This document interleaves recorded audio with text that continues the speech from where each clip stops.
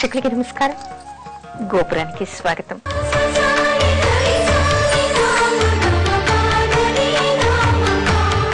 నాగ పంచమి రోజు ఏ విధంగా పూజ చేయాలి, ఏ నాగదేవతల్ని పూజించాలి?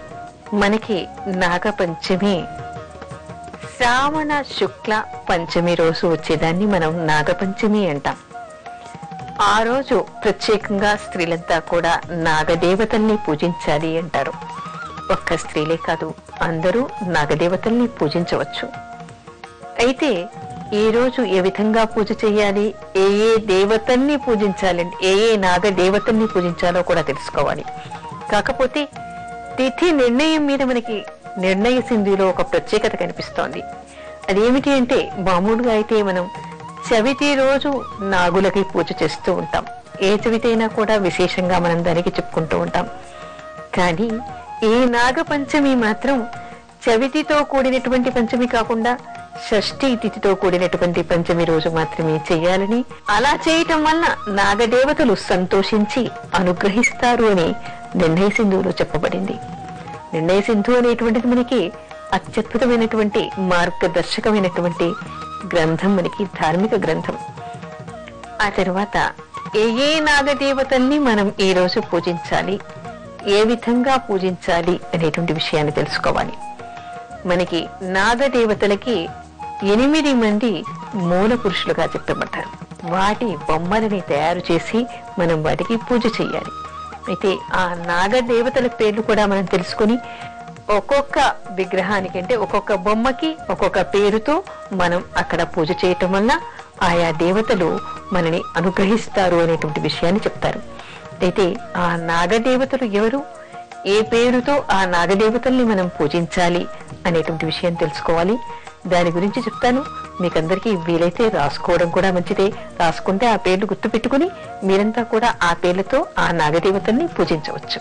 అనంతుడు, వాసుకి, తక్షకుడు, శంఖపాలుడు, కుశికుడు, పద్ముడు, మహాపద్ముడు, కర్కోటకుడు. వాసుకి, తక్షకుడు, ఐరావతుడు, ధనుంజయుడు, కర్కోటకుడు, శంఖపాలుడు, అనంతుడు, శేషుడు. ఈ పేర్లు గల బొమ్మల్ని తయారు చేసి వాటికి ఆ పేర్లతో పూజించాలి. పూజించటం వల్ల ఆ నాగదేవతల అనుగ్రహం దక్కుతుంది అంటారు. అయితే ఏ విధంగా చేయాలి, ఈ పూజ చేయడానికి ఉన్నటువంటి వివరాలు ఏమిటి, నియమాలు ఏమిటి, ఏ విధంగా ఈ దేవతల్ని పూజించాలి అంటే, మనకి ధర్మసింధు నిర్ణయ సింధువులో ఏం చెప్పబడిందంటే, మామూలుగా అయితే పూర్వకాలంలో ఇంట్లో పెక్కుటిళ్ళు మట్టి గోడలు ఉంటూ ఉండేవి. సింహద్వారానికి 2 వైపులా కూడా ఆవు పేడతో పాము బొమ్మను గీచి వాటికి పూజ చేయాలి. లేదా పూజా మందిరానికి ఉన్నటువంటి ద్వారానికి 2 వైపులా కూడా ఈ పాముల బొమ్మల్ని ఆవు పేడతో గీసి వాటికి పూజ చేయాలి అనేటువంటి వివరం కనపడుతోంది. అది వీలు కాని వాళ్ళుట మనకి పీట మీద, అంటే పూజా మందిరం దగ్గర ఒక పీట మీద పసుపుతో ఈ పాము బొమ్మల్ని వేసి వాటికి కూడా పూజ చేయవచ్చు. కాకపోతే ఇలా బొమ్మల్ని పసుపుతో కానీ ఆవు పేడతో కానీ గీయటం వల్ల వాటికి పాలు పోసి అభిషేకించడానికి వీలు కాదు. అందుకని మనకి మరో ప్రత్యేకత కూడా చెప్పబడింది. అదేమిటి అంటే, మట్టితో. మట్టి అంటే మనకి చెరువు మట్టి, వినాయకుడిని తయారు చేయడానికి వాడుతూ ఉంటాం కదా.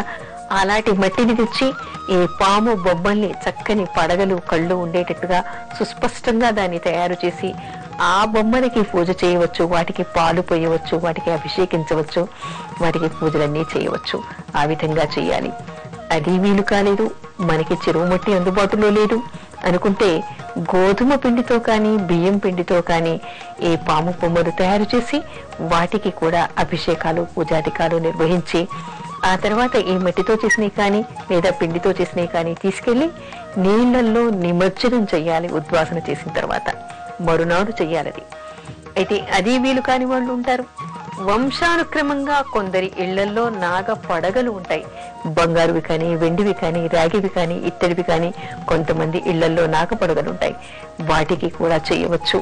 అలా పడగలు ఉన్న వాళ్ళు ప్రత్యేకంగా పిండితో మట్టితో చేయవలసినటువంటి అవసరం లేదు. ఇవేవి కూడా కుదరవు, ఇళ్లల్లో లేవు, ఇవి కూడా చేయలేమండి, ఈ రోజంతా పెట్టుకోలేమండి, మాకు కష్టం అండి అని ఆధునికులు చాలా మంది చెప్తూ ఉంటారు. అలాంటి వాళ్ళంతా కూడా చక్కగా ఏదైనా ఒక దేవాలయానికి వెళ్ళి, దేవాలయాల్లో ఈ రోజుల్లో ఆ ప్రాంగణంలోని మనకి రావి చెట్టు కింద లేదా వేప చెట్టు కింద అనేకంగా మనకి శిలలు కనిపిస్తూ ఉంటాయి, నాగ ప్రతిమలు కనిపిస్తూ ఉంటాయి. అంటే నాగేంద్రుడి బొమ్మ ఉన్నటువంటి శిలను మనకి అక్కడ ప్రతిష్టాపన చేసి కనిపిస్తూ ఉంటాయి. వాటికైనా పాలతో అభిషేకం చేసి పూజాధికాలు నిర్వహించవచ్చు. అయితే ఈ పూజ ఏ విధంగా చేయాలి అంటే, ఆ రోజు మాత్రం వీళ్ళు ఉపవసించాలి. ఆ తర్వాత ప్రత్యేకంగా ఇక్కడ నైవేద్యం పెట్టవలసినటువంటి విషయాలు కూడా కొన్ని ఉన్నాయి. ఆ రోజు చిమ్మిలి అంటే నువ్వులు బెల్లం దంచి నైవేద్యం పెట్టాలి.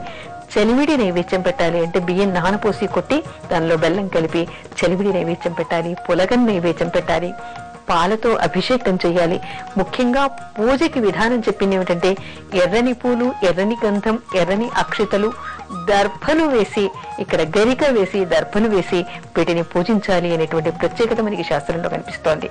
ఆ తర్వాత వడపప్పు పానకం నైవేద్యం పెట్టి అందరికీ అది పంచి వీళ్ళు కూడా ప్రసాదంగా తినాలి. ఆ ముందు రోజు ఆ రోజు రాత్రి కూడా బ్రహ్మచర్యం చేయాలి, నియమనిష్టలతో ఉండాలి. ఈ వ్రతం చేసే వాళ్ళందరూ కూడా ఆ రోజు సాత్వికమైనటువంటి ఆహారాన్ని తీసుకోవాలి అనేటువంటి నియమాలు మనకి కనిపిస్తూ ఉంటాయి.